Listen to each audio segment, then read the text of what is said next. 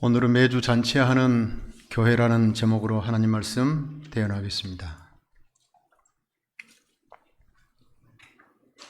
제가 일전에 섬겼던 교회에서 3년간 심으로 했는데 2년간 점심 식사를 이렇게 먹었습니다. 김밥, 김,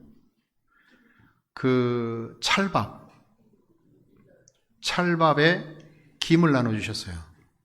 그래서 목이 메일까 싶어서 또 김치 하나. 왜 이렇게 먹었느냐 하면 교회가 없어서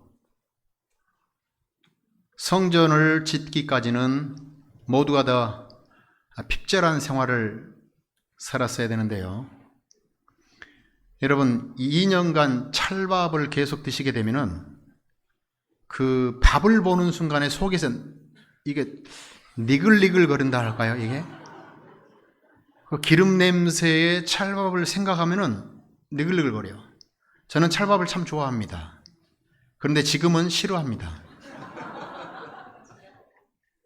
그래서 제가 교회 여집사님들과 성도님들에게 우리 찰밥 말고 일반 백미에다가 김 먹으면 안 되겠느냐고. 교회가 이렇게 정말 힘겨운 상황 가운데 있다 보니까 한 주 한 주 예배 드리는 것이 참 부담스럽더라고요. 잔치하는 분위기가 아니고 초상집 같더라고요.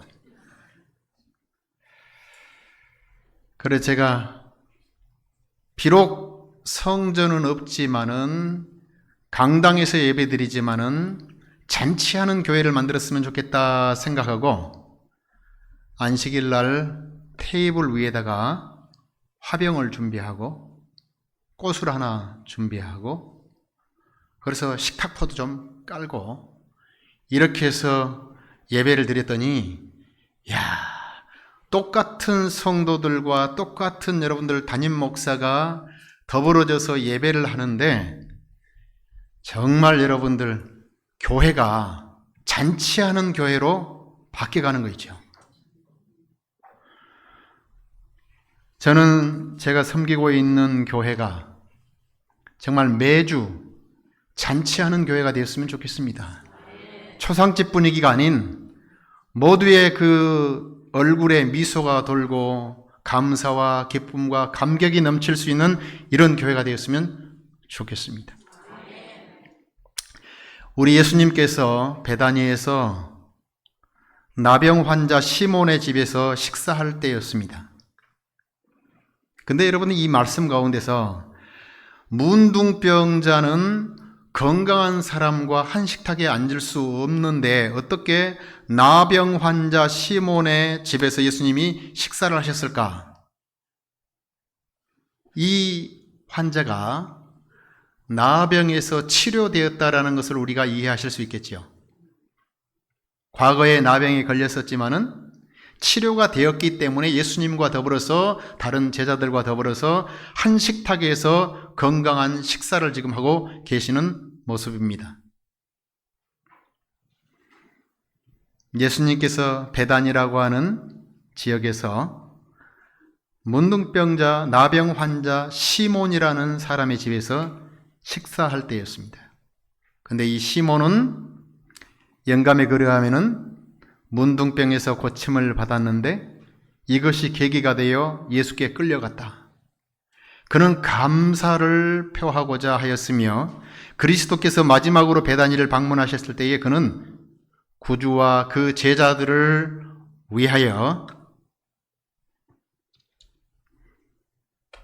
잔치를 베풀었다 그랬습니다.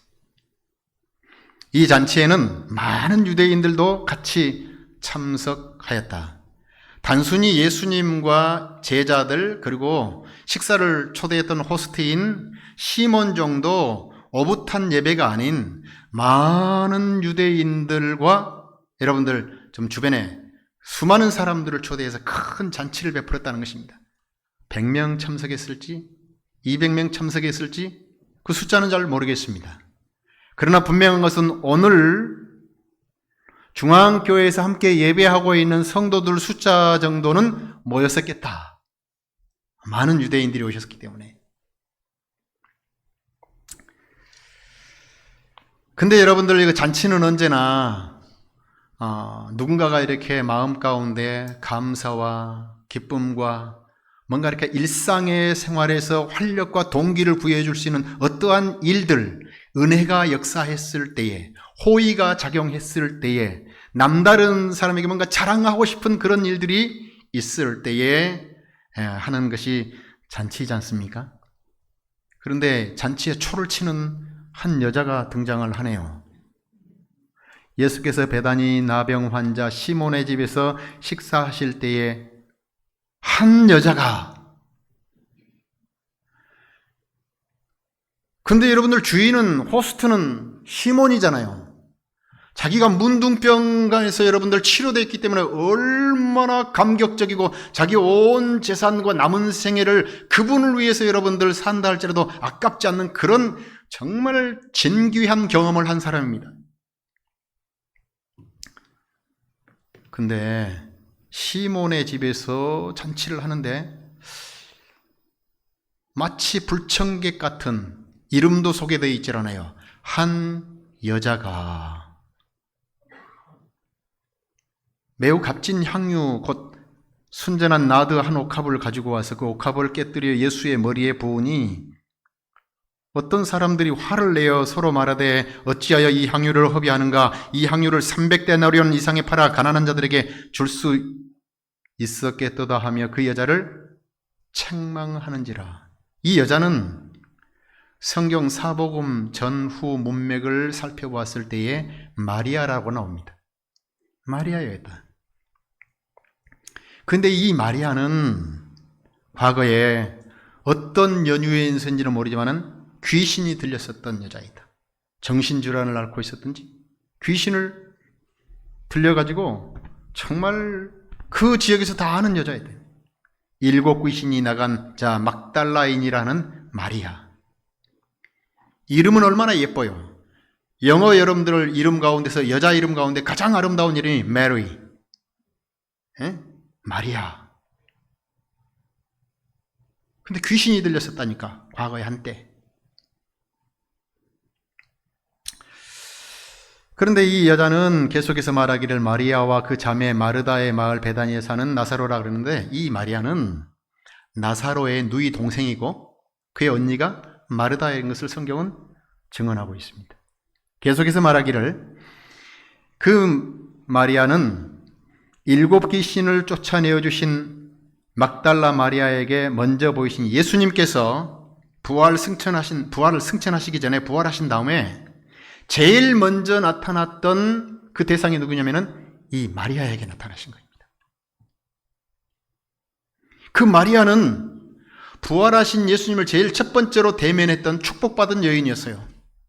그래서 마리아 하게 되면 많은 사람들은 일반적으로 귀신 들렸던 여자라든지 슬픔과 고통과 아픔이 있었던, 상처가 많았던 그런 여자라기보다는 예수님의 특별한 은혜를 경험했던 한 여인으로 우리의 가슴 가운데 소중하게 간직하고 있는 이름이 마리아입니다. 그래서 영감의 글은 계속해서 말하기를 마리아는 그의 마음과 정신을 지배하고 있던 사기들을 7번이나 책망하시는 그리스도의 음성을 들었다. 그를 위하여 아버지께서 힘써 탄원하시는 예수의 음성을 들었다. 확실해요. 마리아는 한 번 귀신을 쫓아내신 것이 아니라 귀신아, 마귀야, 나가라고 예수님께서 7번 그녀를 위해서 이렇게 탄원하시던 모습을 생생히 기억하던 여자였어요. 또 다른 삶의 현장에서 경험했던 그 예수님의 은혜는 무엇이었느냐면은 그의 아버지 같고 그의 부모와 같았던 오빠가 병들었잖아요. 그래서 결국에는 죽었잖아요. 그런데 그 오빠가 살아나는 역사가 있었는데 그 살림을 누가 살렸는가? 예수님께서 살리셨잖아요. 시대의 상황에서 계속해서 이렇게 말합니다. 예수께서 은혜로써 그의 죄를 용서하시고 또한 오라비를 무덤에서 불러내셨으므로 마리아의 마음은 감사로 가득 찼다.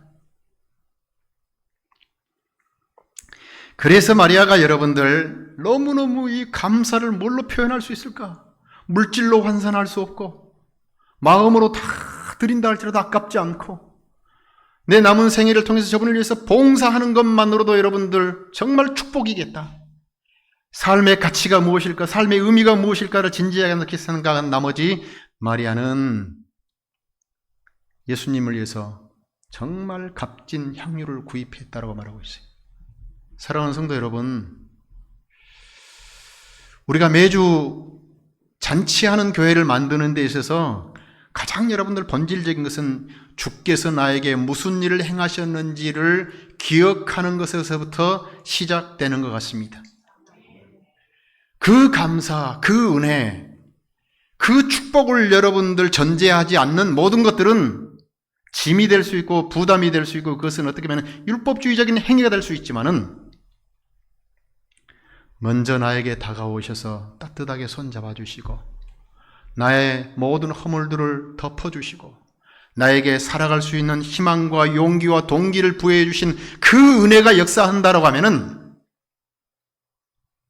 시간 없다라고, 물질이 좀 궁색하다고, 배운 바가 좀 약하다고, 할 일이 많다라고 하는 것은 다 핑계가 될 수 있을 것 같습니다. 이 값진 향유는 오늘날 돈으로 환산할 것 같으면은 한 6천만 원이 된다 그래요.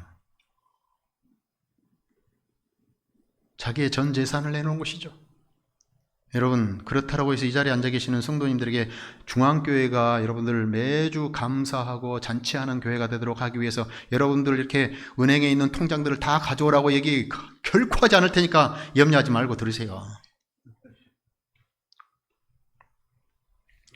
여러분, 이 세상에서 가장 비싼 향유는 어떤 향수였을까?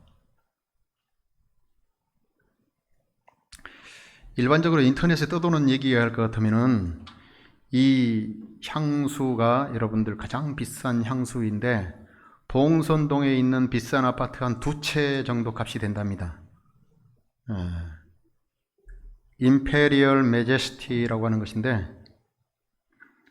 200만 달러가 넘네요. 여기다 동그라미 3개 더 붙이면은 20억이 넘는 것이라고 하는데 이 케이스도 내용물도 중요하지만 케이스가 다이아몬드가 5캐럿 들어있다고 하네요. 마리아가 이처럼 진귀한 것을 주께 드린 것입니다. 매주 잔치하는 교회는 어떤 교회냐면은 범사에 감사가 넘치는 교회입니다. 봄철에도 가을철에도 다 낙엽과 꽃이 져버리는 겨울철에도 여름철에도 기분이 좋을 때도 기분이 좋지 않을 때도 아플 때도 그렇지 않을 때도 언제나 범사라고 하는 것은 365일 변함없이 언제나 감사가 넘치는 교회다.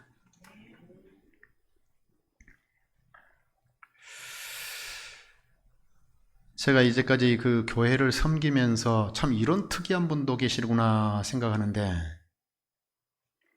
그분은 삶의 여건이 내가 보니까 그 당시에 어머님을 모시고 계시고 2 따님을 양육해야 되고 그 아내와 더불어서 서울 생활을 힘겹게 생활해 나가시는데 늘 만면에 이렇게 미소가 있어요. 그리고 감사가 넘치고 그래서 아니 어떻게 해서 그렇게 늘 감사하시냐고 했더니 어느 날 집에 가서 당신이 감사하게 산 삶의 비밀을 얘기하시는데 감사 내역 그 노트, 대학 노트가 마치 그 숙제해 놓은 노트처럼 쭉 기록되는데 4,000번까지 4,300 몇십 번까지 기록을 해놨더라고요. 하루를 언제나 마감하면서 매 순간 감사의 그 글들을 기록하는데 4,000 몇 번을 기록해놨대요.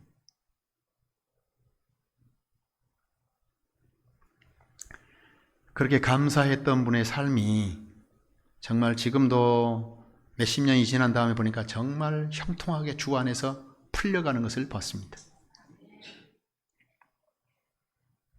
감사 노트 7,000번, 지금은 아마 몇천 번이 될지 모르겠습니다.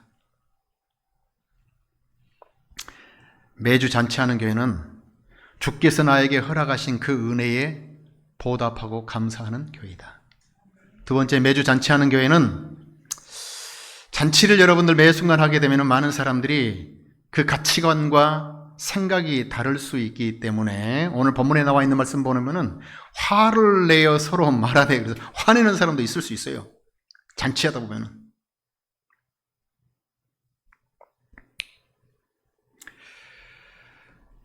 여러분들 잔치할 때에 이 대사이기 때문에 여러 사람들이 모여 있기 때문에 여러분들 정말 여러 생각들이 모여있고 라이프스타일들이 한 곳에 모여있기 때문에 때로는 질서가 이렇게 무너지는 것처럼 보이고, 우리는 좋게 말하면 거룩한 무질서가 이렇게 막 존재하잖아요.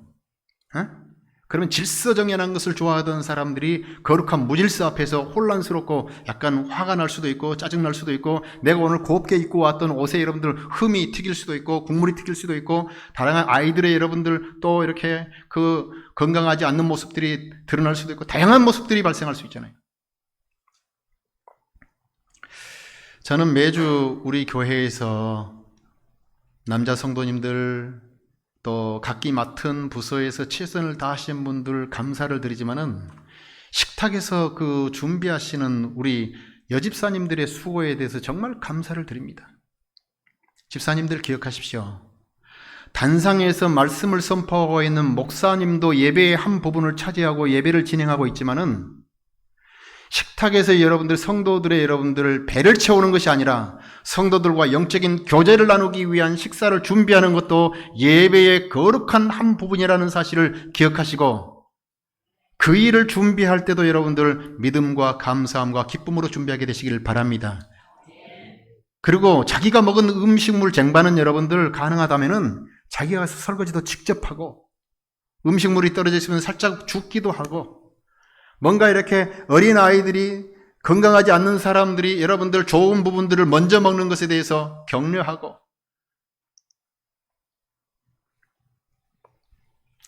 그런 교제의 시간을 통해서 사람들이 성숙해져 가고 발전해 가는 것입니다. 그런데 정말 여러분들 예배에 있어서 식탁에서 준비하는 집사님들께 감사하시고, 이분들에서 많은 박수도 보내시고, 집사님 감사합니다, 잘 먹었습니다, 정말 집사님의 헌신 때문에 제가 오늘 또 안식일이 행복했습니다라고 말할 수 있는 모두가 되기를 바랍니다. 한 번은 이 교회에서 제가 예배를 하는데 어떤 집사님이 그래요. 목사님이 설교단상에서 설교하는 동안 시무 집사님들은 부엌에서 도마질을 하신다. 그런데 때론 서운하게 대정투가 벌어진다 그래요. 부엌에서 칼 들고, 찔러 칼 하지는 않지만은 칼 들고. 근데 모 교회인데 여러분들이 약간만 생각해봐도 아실 수 있는데, 성도가 200명이 넘는데 또 끝나고 가시면서도 음식을 싸드려야 되는 분들이 있기 때문에 음식을 언제나 250명에서 300명분의 음식을 준비한답니다. 그런데 그날은 8월 더운 여름이었었는데 식탁에 와봤더니 음식물들이 제대로 준비가 안 돼가지고 얼마나 여러분들 음식 준비하면서 분주하고 서로 마음이 안 맞아서 티격태격 했는지 쓰러져 버렸어요. 그래 응급실 119가 와서 여러분들 바로 가는데 조대병원으로 실려갔답니다. 칼을 들고 여러분들 그곳에서 선하게 대쟁투가 벌어진 거예요.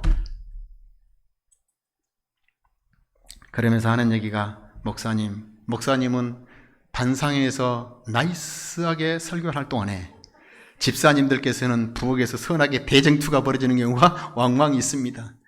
근데 조대 가까운 병원이었대요.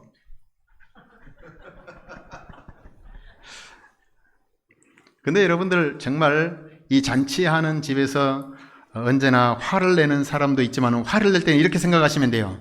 어떤 사람들은 모든 사람이 아니다. 화내는 사람도 있을 수 있지만 대부분의 사람들은 기쁨과 감사함으로 봉사한다. 그러시죠? 때로는 속상한 일이 있다 할지라도 그건 어떤 사람들이고 부분이지 다는 아니다. 세 번째로, 매주 잔치하는 교회는요, 예수님께서 말하시기를 좋은 일을 한다라고 말씀하셨어요. 예수님이 그랬다니까요. 잔치하는 것은 좋은 일이라고 했어요. 가난한 자들은 항상 너희와 함께 있으니 아무 때라도 원하는 대로 도울 수 있거니와 나는 너희와 항상 함께 있지 아니하니라. 나를 위해서 준비한 것들은 너무 잘한 행동이다. 여러분, 점심 식사 시간이 가까워오기 때문에 여러분들 이렇게 아주 풍성한 식탁을 여러분들에게 소개해 드립니다. 제가 필리핀에서 공부할 때에 그곳에서 예배하는 사람들이 강당에서 예배드리면 1,500명 정도 모입니다. 한 43개국에서 모여든 다양한 민족들이 재림교인이라는 한 이름하에 1,500명 정도 예배를 드려요. 그런데 제가 2년간 그곳에서 이렇게 섬기게 되었었는데, 예배가 끝나면은 저 뒤편에 식탁이 준비가 되고 음식들이 즐비하게 이렇게 진설이 됩니다. 그런데 1,500명이 음식을 먹는데 청년들, 학생들, 어린아이들 음식 준비해 오지 않습니다. 그러면 그 매주 1,500명 분의 음식을 누가 준비하느냐? 그곳에 유학하러 온, 공부하러 온 목사님들, 장로님들, 집사님들, 성도들 있잖아요. 이분들이 가정에서 우리가 먹을 수 있는 음식보다도 조금 더 넉넉하게 준비를 매주 해가는 것입니다. 그런데 음식이 여러분들 이제 10가지, 100가지가 이렇게 준비가 되지 않습니까? 그런데 2년 동안 한 번도 음식이 부족하거나 한 번도 음식이 너무 많이 넘치거나 그런 일이 없어요. 충분하게 먹어요. 그런데 가장 인기 있는 음식이 어떤 음식인 줄 아십니까? 한국인 음식입니다. 한국 음식 가운데서 외국인들이 가장 좋아하는 음식은 김밥입니다. 그러니까 한국에 있는 목사님들, 사모님들은 안식일 아침에 김밥을 여러 줄 싸는 것입니다. 김밥이 참 맛있다 그래요. 그런데 그곳에서 여러분들 파틀락을 하는 원칙이 있는데 2번 가지러 가는 것이 아니다. 한 번만 가져와야 된다. 그런데 학생들과 젊은이들은 접시 있잖아요. 접시에다가 산더미만큼 가져옵니다. 2번 가면은 없으니까.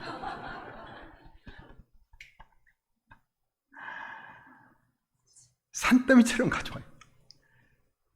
그런데도 한 주도 여러분들 음식이 부족한 것은 없었다니까요. 그런데 그곳에는 그 유학 온 학생들, 나그네들, 외국인들, 배고픈 사람들, 다양한 사람들이 모여서 보는데 제가 돌이켜보니까 그곳이 바로 잔치하는 교회 천국이었다.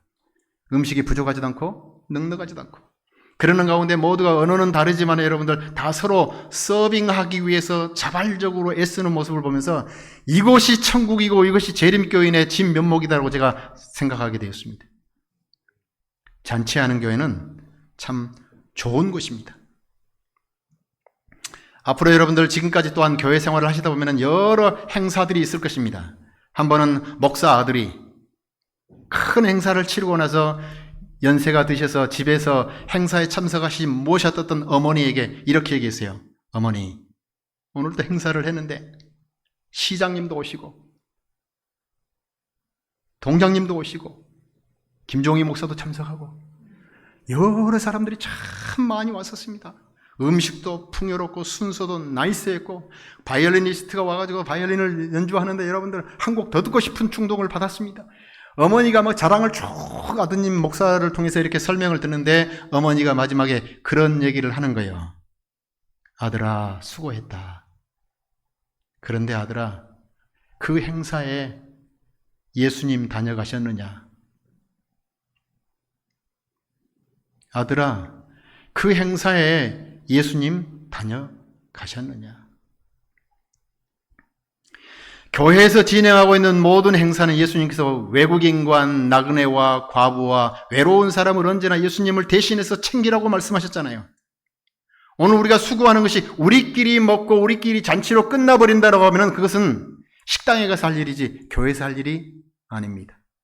그러나 교회에서는 여러분들 초신자들을 먹이고 외국인들을 먹이고 학생들을 먹이고 어린아이들을 먹이고 내가 여러분들 다시 보답받지 못할 사람들을 기억해서 예수님 정신으로 먹인다라고 하면은 그것이 성령의 역사이요, 그것이 예수님께서 바라시는 잔치라는 것입니다. 우리 교회에서 계획하고 있는 모든 행사에는 예수님의 정신이 앞서가야 될 뿐만 아니라 예수님께서 먹이기를 원하셨던 그런 소외된 사람들, 가난한 사람들, 불쌍한 사람들, 스스로는 여러분들 문제를 해결할 수 없는 사람들에게 우리가 조금 넉넉하게 음식을 준비해서 베푼다고 하면은 그것이 예수님께서 좋은 잔치라고 칭찬하신다는 것입니다.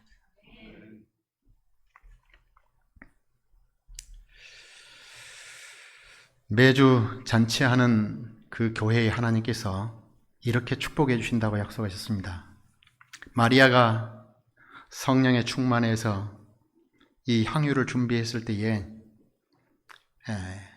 내가 진실로 너에게 이르노니 온 천하에 어디든지 복음이 전파되는 곳에는 이 여자가 행한 일도 말하여 그를 기억하리라. 소문이 난다는 것입니다. 중앙교회 하게 되면 무슨 생각이 딱 떠올라야 될까? 제가 전임에 있었던 서북교회는 이렇게 성도들에게 외우라고 했습니다. 서로 부욕해 하는 교회. 서북교회. 서로 부욕해 하는 교회. 우리 중앙교회 하게 되면 무슨 단어가 떠올려야 될까? 제가 생각할 때 매 순간 중심을 딱 잡고 잔치하는 교회가 됐으면 참 좋겠습니다. 여러분, 잔치를 하게 되면 소문이 멀리 멀리 퍼져나가게 되죠. 아, 이런 일도 있었고 저런 일도 자꾸 소문이 나가는 것입니다. 이것을 현대말로 하면 PR하는 것이고 홍보하는 것이지 않습니까? 중앙교회가 어떤 교회야? 그러면은 뭔가 잔치하고 뭔가 넉넉하고 행복이 넘실거리는 그런 교회. 예수님께서 마리아가 자기를 자신을 위해서 감사해서 뭔가 이렇게 파티를 했을 때에 예수님께서는 마리아에게 더 많은 것을 주셨다 그랬어요. 그리스도께서는 마리아에게 그녀의 행동의 의미를 말씀하셨으며 이로써 그가 받으신 것보다 더 많은 것을 마리아에게 주셨다. 지난주에 저희 집에서 사택 집들이를 했는데 우리 성도님들이 오셨어요. 그냥 여러분들 오셔가지고 함께 식탁에서 음식물을 나누면서 얼굴도 익히고 김 목사가 어떻게 생활을 하는지도 보이시기도 하고 참 좋았습니다. 그런데 오실 때 보니까 빈손으로 오시지 않고 제가 투자했던 것은 한 얼마쯤 되는데 그거보다 더 많은 이렇게 그 화장지 같은 것들이 들어왔더라고요. 근데 오늘 여러분들 저희 집에 안 오신 분들은 자녀들과 더불어서 지난주에 오셨던 분들 오셔도 괜찮지만은 제가 1년 먹어도 못 먹을 과자도 준비해 놓고 많은 것을 준비해 놨습니다. 꼭 오시기 바랍니다. 오실 때는 그냥 오셔도 대환영입니다.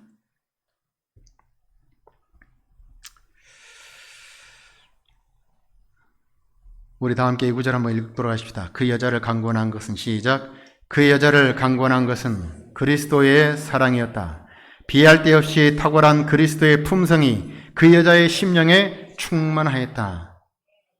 예수님께서 잔치에 섬기고 봉사하고 잔치를 여러분들 벌였던 그 마리아, 가장 큰 선물은 이것이었습니다. 나라들은 일어나고 또 넘어질 것이며 군주들과 정복자들의 이름은 잊혀진 바 될 것이나 이 여인의 행동은 거룩한 역사의 페이지에서 영원히 없어지지 않을 것이다. 여러분, 얼마나 놀랍습니까? 불청객 같은 이 한 여자의 정말 성령 충만한 아무런 이기심 없는 자발적이고서도 여러분들 이타적인 이 봉사를 예수님께서는 나라들은 일어나고 또 넘어질 것이며 군주들과 정복자들의 이름은 잊혀진 바 될 것이나 이 여인의 행동은 거룩한 역사의 페이지에서 영원히 없어지지 않을 것이다. 여집사님들 기억하십시오. 봉사하는 성도님들 기억하십시오. 중앙교회 사랑하는 성도님들, 오늘 우리가 하고 있는 무화적인 이타적 봉사는 하늘의 기록책에 영원히 기록됩니다. 이 한 여자, 위대한 역사는 이 한 여자에게서 시작되었습니다. 봉사하고 희생하고 섬길 때에 조연이 아닌 주연이 되었습니다. 변방이 아닌 중심부에 서게 됐고 엑스트라가 아닌 주역이 됐다니까요. 우리 교회의 여러분들 주역은 누가 될 것인가? 담임 목사인가? 장로님들이신가? 집사님들이신가? 성도님들인가? 한 여자, 한 남자, 이타적인 봉사를 지속적으로 해나갈 때 그 여러분들 곳에서 봄날에 새싹이 돋는 것처럼, 꽃을 피우고 열매를 맺는 것처럼 시간이 지나간 다음에 평가하기를, 야, 그분의 봉사가 진정 주께 드려지는 봉사였다라고 고백하게 될 것입니다. 제가 이 여집사님을 좀 소개해드리고 싶어요. 뭘 타고 있습니까? 휠체어를 타고 있죠. 이분이 사업을 하시는 분인데 새벽에 급거이 여러분들 그 전기를 켜지 않고 급거이 계단을 내려가다가 그렇게 건강하던 사람들 굴러 넘어 떨어지는데 발목이 부러지고 팔이 부러지고 이 난리가 났어요. 교회 수석 집사님이었는데 얼마나 여러분들 그 놀래놨던지요. 근데 이분이 교회 영양학 박사에 뭐 음식물 만드는 데는 천부적인 재능이 있는 사람인데 김 목사가 있을 동안에 봉사하겠다고 나섰던 분이에요. 근데 이거 수석 집사가 퍽 넘어졌어요. 그런데 여러분들 기부수를 하고 병원에 계셔야 되는데 한 주 한 주 빠질 수가 없다고 하면서 여러분들 바로 아프던 그 다음 안식일 날 휠체어를 타고 왔어요. 이야, 제가 그 휠체어를 딱 보는 순간에 나도 모르는 사이에 눈가에 눈물이 흐르더라고요. 우와, 저럴 수 있을까? 27명의 교인이 59명이 되더라고요.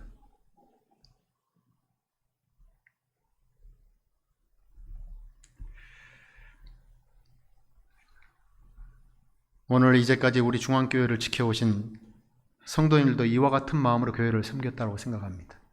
잔치하는 교회는 나름대로 마리아의 봉사와 이름 없는 한 여종들의 봉사가 있기에 가능한 것입니다. 저는 말씀을 마치면서 고린도전서 15장 58절에 있는 말씀을 여러분들에게 선물로 드리면서 말씀을 드립니다. 그러므로 내 사랑하는 형제들아, 견실하며 흔들리지 말고 항상 주의 일에 더욱 힘쓰는 자들이 되라. 이는 너희 수고가 주 안에서 헛되지 않은 줄 알미니라. 주께서 보답해 주시고 주께서 칭찬하는, 그래서 광주 중앙교회는 매 순간 잔치하는 교회가 되기를 바라면서 주의 말씀을 드립니다.